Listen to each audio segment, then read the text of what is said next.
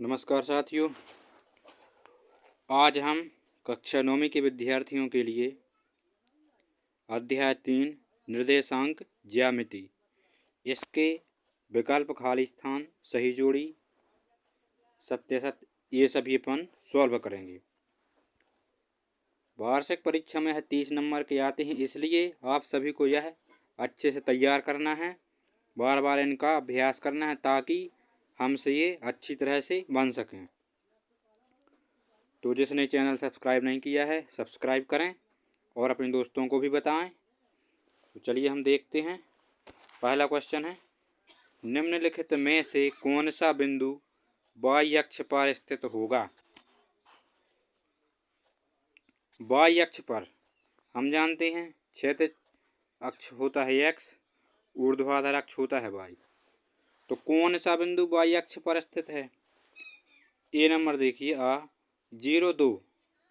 X का है 0 निर्देशांक, वाई का है 2, यहाँ कहीं 2 आएगा तो किस अक्ष पर हो जाएगी, वाई अक्ष पर स्थित होगा।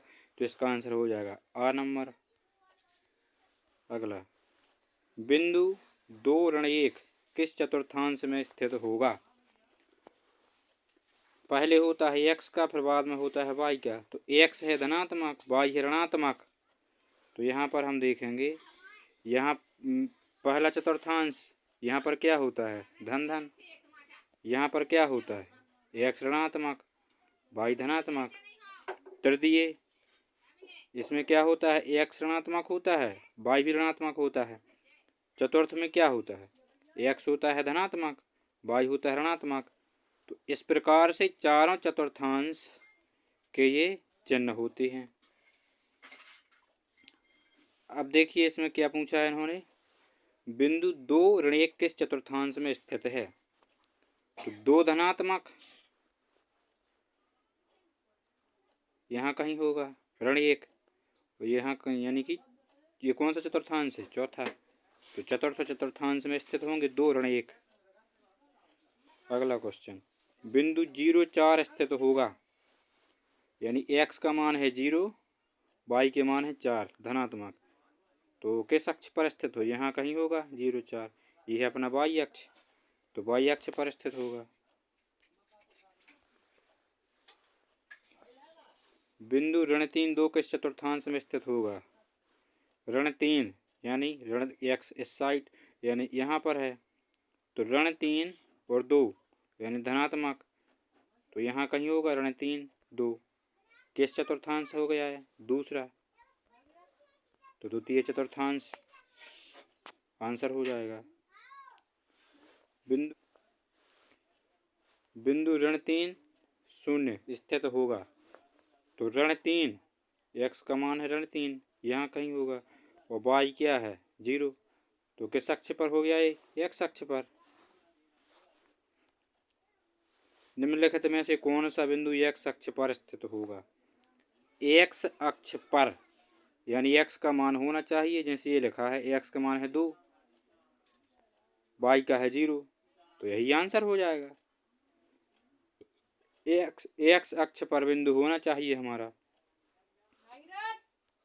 इसके बाद हम देखेंगे, निर्देशांक अक्ष तल को कितने भागों में बांटते हैं। तो निर्देशांक अक्ष होता है, यह तल को कितने भागों में बांटता है, 1 2 3 4, यानी कि कितने भागों में बांटता है 4। रिक्त स्थान, मूल बिंदु के निर्देशांक होते हैं। मूल बिंदु के निर्देशांक क्या होते हैं, 0 0।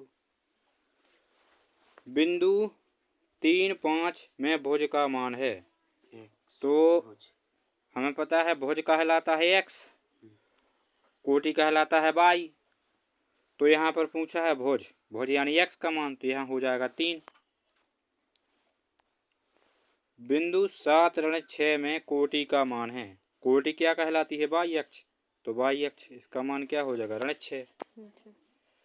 निर्देशांक अक्ष तल को डैश भागों में बांट देते हैं, जिन्हें चतुर्थांश कहते हैं।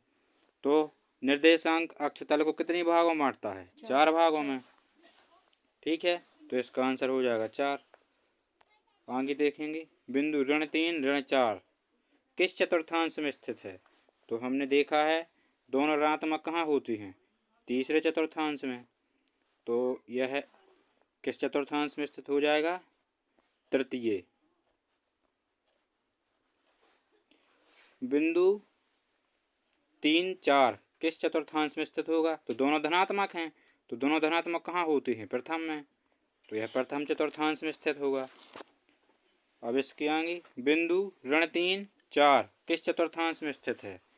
तो x का मान है ऋणात्मक और 4 y का मान है धनात्मक। तो ऋण 3 और 4 किस चतुर्थांश हो गया? द्वितीय, यानी कि द्वितीय चतुर्थांश।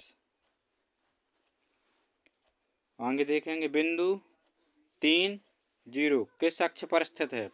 तो x का मान है 3, y है 0, तो x अक्ष पर स्थित हो जाएगा। बिंदु 0, 3 डैश अक्ष में स्थित है। तो बिंदु x का मान है 0, y का मान है 3, तो यहाँ कहीं होगा। तो किस अक्ष पर स्थित हो गया है? y अक्ष पर। अक्षों के प्रतिच्छेदन बिंदु को क्या कहते हैं? मूल बिंदु, जो कि क्या होते हैं? 0, 0। तो अक्षों के प्रतिच्छेदन बिंदु को क्या कहते हैं? मूल बिंदु। इसका आंसर हो जाएगा। चलिए आगे बढ़ते हैं। सही जोड़ी बनाइए। पहले है भुज और 0, तो भुज क्या कहलाता है? x निर्देशांक कहलाता है भुज, y कहलाता है कोटि।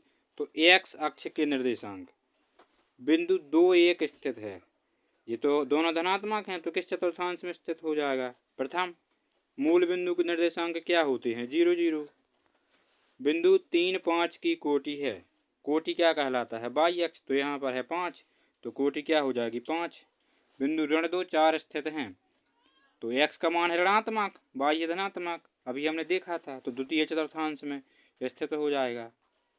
इस प्रकार से हमने सही जोड़ी बनाई है। आगे बढ़ते हैं। सत्य असत्य छांटिए। तो मूल बिंदु में भुज एवं कोटि दोनों शून्य होते हैं। मूल बिंदु के निर्देशांक होते हैं 0, 0। तो यहाँ पर भुज भी शून्य है, कोटि भी शून्य है, यानी कि सत्य हो जाएगा। y अक्ष में भुज शून्य नहीं होता है। y अक्ष के निर्देशांक होते हैं 0, y।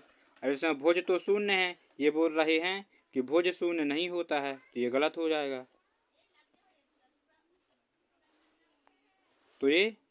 हो जाएगा।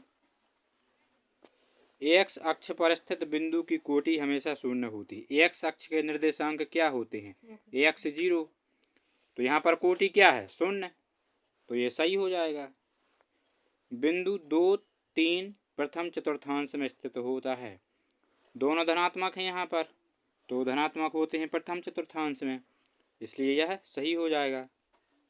बिंदु ऋण 1, 2 y अक्ष पर स्थित होगा।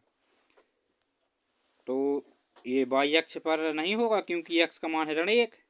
देखिए बिंदु ऋण 1, यहाँ पर ऋण 1 होगा, y का है 2, यहाँ पर 1, यहाँ पर 2। तो जब इनको मिलाएंगे तो ऋण 1, 2, यानी द्वितीय चतुर्थांश में आएगा, y अक्ष पर नहीं। तो यह भी क्या हो जाएगा? गलत हो जाएगा। x बराबर 0 y अक्ष का समीकरण है। हाँ, x 0 है तो y पर तो रहेगा ही, यह सही हो जाएगा।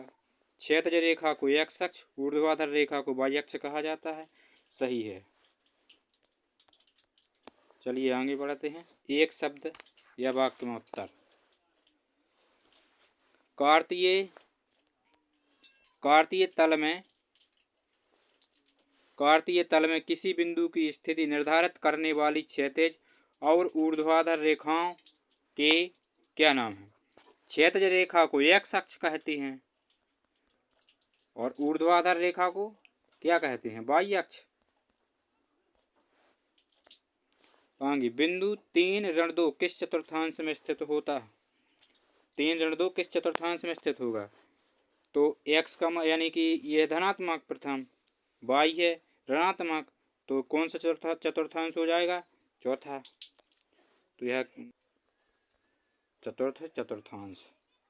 अब देखिए बिंदु 4 5 एक्स अक्ष से कितनी इकाई की दूरी पर हैं, ये पहले अपन लिखेंगे। 4 1 2 3 4 1 2 3 4 5 यानी कि 4 5 यहाँ पर आएगा। अब ये बोल रहे हैं एक्स अक्ष से कितनी दूरी पर है, तो इसका मान है 5 है 4, तो एक्स अक्ष से कितनी दूरी है 5, तो इसका आंसर कितना हो जाएगा 5। बिंदु 2 शून्य कहाँ स्थित होगा, तो एक्स यानी कि एक्स का मान है 2, तो एक्स अक्ष पर। बिंदु 2 ऋण 3 कहाँ स्थित होगा, तो एक्स का मान है 0, तो वाई का मान है ऋण 3, तो होगा कहाँ पर, ऋणात्मक होगा, ऋणात्मक और ऋणात्मक वाई अक्ष पर। एक्स वाई बराबर 0 किस अक्ष का समीकरण है, तो जब वाई शून्य है तो यह एक्स अक्ष का समीकरण हो जाएगा, तो एक्स अक्ष का। तो विद्यार्थियों इस प्रकार से हमने यह सभी खाली स्थान विकल्प, सही जोड़ी, एक शब्द में उत्तर और सत्य सत्य ये सभी सॉल्व किए हैं। आशा करते हैं कि आपको अच्छे से समझ में आ गया होगा, और यदि कुछ डाउट है तो कमेंट करके पूछ सकते हैं। मेरी यह उम्मीद है कि हमने अपने अनुसार बहुत अच्छा समझाने का प्रयास किया है। इसलिए विद्यार्थियों मेरा कहना है, यदि आपने चैनल सब्सक्राइब नहीं किया है तो सब्सक्राइब कर लें और अपने दोस्तों के साथ शेयर करें। जय हिंद, जय भारत।